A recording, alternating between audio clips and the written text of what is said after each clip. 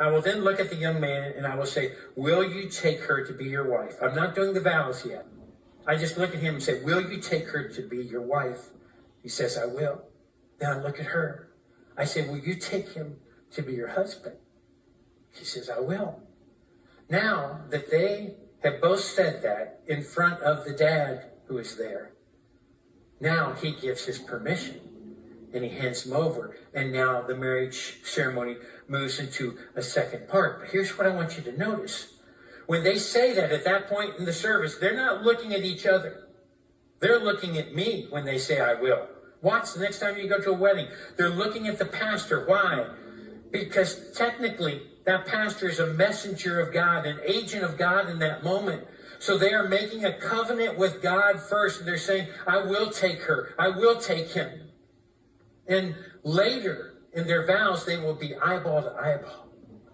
And they will face one another. Do you realize what's happening? First, it's a covenant with God. And then it's a covenant with one another. Wedding vows are not a declaration of present love, but they are a mutual binding promise of future love.